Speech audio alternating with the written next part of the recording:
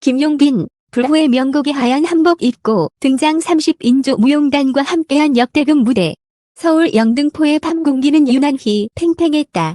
KBS 불후의 명곡, 스튜디오 앞. 흰 깃발처럼 펄럭이는 응원 현수막 사이로 관객들의 숨소리가 한 덩어리로 몰려들었다. 오늘 뭔가 온다. 누군가 낮게 중얼댔다. 그리고 그 예감은 조용히 펼쳐진 한 장의 하얀 비단처럼 무대를 덮었다. 중앙 조명 아래 순백의 한복을 차려입은 남자가 발을 디뎠다. 김용빈. 하늘빛 보름이 바람을 머금자 30인조 무용단이 파도처럼 벌어졌다. 산까지 길게 흐르는 도포 자락이 조명에 반사되어 은빛 미세먼지가 흩어졌고 북의 첫 타가 가슴을 찢듯 울렸다. 그가 첫 소절을 열자 공기는 마치 함체의 틈도 없이 조여들었다. 이 밤을 건너 진양초의 숨결로 시작한 그 한마디에 관객석의 눈빛이 동시에 흔들렸다. 느리게 그러나 뼈대 있게 올라가는 선울. 김용빈의 목소리는 얇은 유리잔을 한 겹씩 샀는 듯 섬세했고 그 위에 무용단의 팔동작이 수묵화의 획처럼 얹혔다. 검은 장막 뒤에서 천천히 등장한 사물놀이 팀이 장단을 받치자 무대는 갑자기 고전과 현대의 경계가 지워진 하나의 거대한 심장처럼 뛰기 시작했다. 놀라움은 거기서 끝나지 않았다. 30명의 무용수 중 맨 앞줄. 하얀 갓을 눌러쓴 소녀가 갑자기 각끈을 풀어 휘날리며 중심을 갈랐다.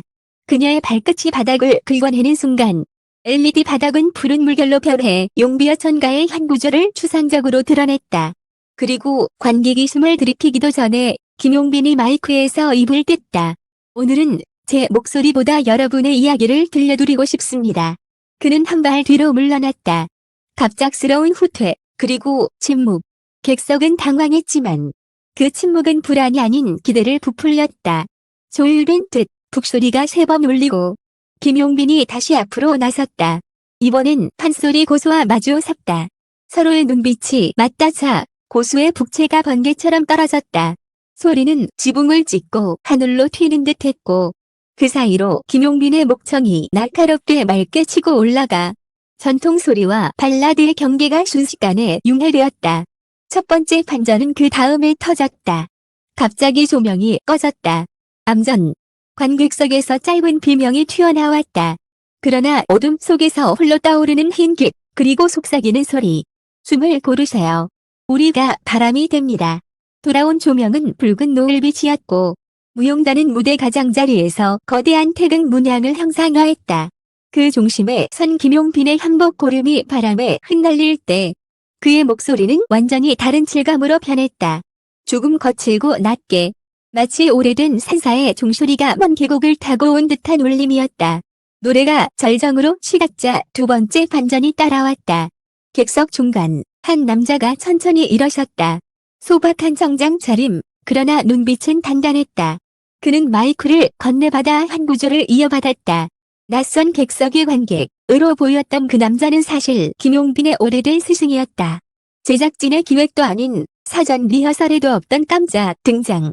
스승의 소리와 제자의 소리가 한 박자 어긋남 없이 포개지자 객석에서 누군가 울음을 터뜨렸다. 이건 단순한 노래가 아니라 세월을 견딘 목의 기억이 합창하는 순간이었다. 절정의 순간, 세 번째 반전이 무대를 전율시켰다. 후렴구 직전, 김용빈이 갑자기 마이크를 내렸다. 아무런 반주 없이 생목으로 한 소절을 던졌다.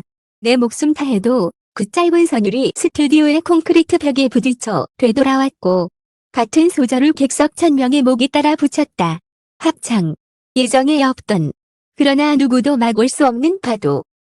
감독조차 잠시 손을 떼고 그 울림을 통째로 받아 적는 듯했다. 이 순간만큼은 장르도 형식도 프로그램의 러닝타임도 의미가 없었다. 무대 뒤편에서 네 번째 반전이 대기 중이었다. 무용단이 원형으로 갈라서자 그 속에서 작은 그림자들이 튀어나왔다. 어린이 합창단. 누군가는 그들이 김용빈의 고향 초등학교 아이들이라고 속삭였다. 하얀 한복에 파랑 매듭을 달고 나온 아이들은 오지랖 넓은 흥이 아니라 조심스러운 경건으로 노래를 이어받았다. 우리의 길이 되리라. 들이 공기 중에 수채화처럼 번지는 사이 김용빈은 아이들 뒤로 반 발짝 물러섰다. 무대를 독차지하지 않고 중심을 내어주는 선택. 그가 뒤로 물러난 자리엔 이상하리만 채 밝은 공명만이 남았다. 관객은 그 비워진 중심을 향해 박수를 보냈다. 빈자리조차도 연출이 되는 드물고 침착한 권위였다. 카메라는 그의 얼굴을 클로즈업했다. 하얀 한복 깃에 비친 땀방울, 살짝 떨리는 입술, 그러나 깨지지 않는 눈빛은 마지막 후렴을 길게 끌지 않았다. 짧게, 단정하게 마무리했다. 자, 무대 바닥의 LED는 깊은 밤바다로 바뀌고 30인의 무용수는 조용히 퇴장했다. 그 순간 5번째 반전, 무대 상부에서 하얀 종이비가 내렸다. 흔한 이벤트처럼 보일 수 있었지만 종이 조각에는 작은 글자가 인쇄되어 있었다. 당신의 노래, 당신의 시간.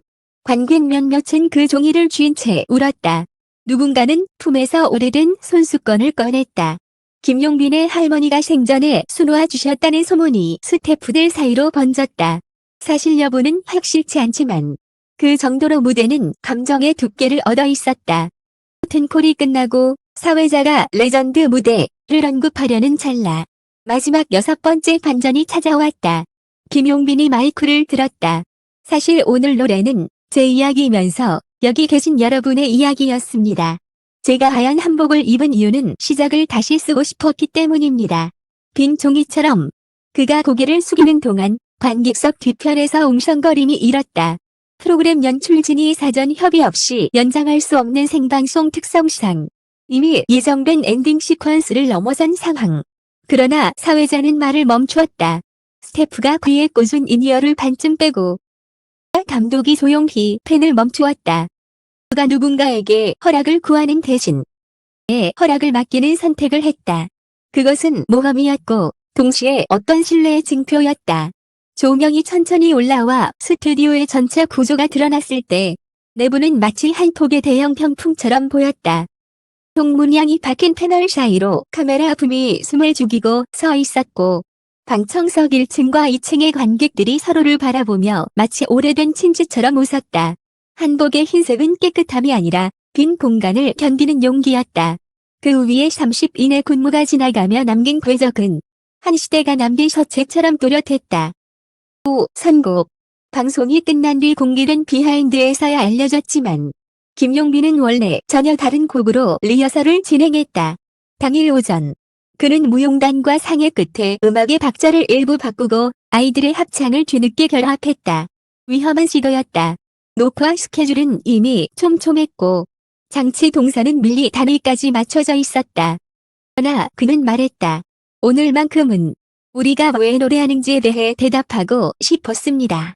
그 말은 제작진의 계산을 무력화시키지 않았다. 오히려 더 정확한 계산을 강요했다. 카메라의 위치가 바뀌었고 조명의 포커스가 달라졌다. 모두가 숨을 들이쉬며 동시에 뛰어오른 결과 우리 눈앞에 이 장면이 탄생했다. 무대 밖의 파장은 즉각적이었다. SNS에는 한복이 이렇게 현대적일 수 있다니 합창에서 울고 말았다. 아이들의 손이 떨리던 순간이 잊히지 않는다. 같은 문장들이 꼬리를 물었다. 누군가는 불후의 명곡, 이 아니라 불후의 약속, 이었다. 라고 썼다. 노래에서 약속을 보았더니 다소 과장처럼 읽히지만 오늘의 장면 앞에서 그 말은 이상하게도 과장이 아니었다. 음악이 우리에게 주는 가장 단순한 위로, 우리는 혼자가 아니라는 확인, 이 또렷하게 승화된 밤이었다. 마지막으로 김용빈의 한복. 그것은 단지 의상이 아니었다. 허리에 매인 파란 끈은 과거와 현재를 잇는 강물 같았다. 도포 자락은 불안정한 세상의 바람을 정면으로 받아내며 흔들렸고 그 흔들림 속에서 그의 목소리는 더 깊어졌다. 오늘 밤 그는 잘 부르는 가수를 넘어 이유를 들려주는 가수가 되었다. 그래서 역대급이라는 말이 빈 수사가 되지 않는다. 급이란 기록의 숫자가 아니라 우리가 마음속에 저장하는 한 장면의 해상도이기 때문이다. 방송은 규정된 엔딩 음악과 함께 서서히 페이드아웃했다. 그러나 객석의 박수는 좀처럼 사그라지지 않았다. 누군가는 객석 라이트를 켜한 채 손수건을 흔들었고 누군가는 흰 종이 조각을 접어 가슴주머니에 넣었다. 스태프가 바닥을 정리하면서도 종종 발걸음을 멈추고 무대를 올려다보았다.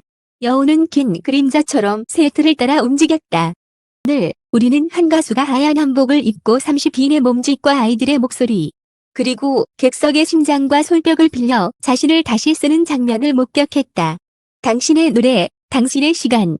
그 문장이 종이 조각에서 떨어져 나온 순간 무대는 노래의 자리를 넘어 약속의 장소가 되었다. 그리고 그 약속은 이 밤을 지나 내일의 우리에게로 조용히 전달될 것이다.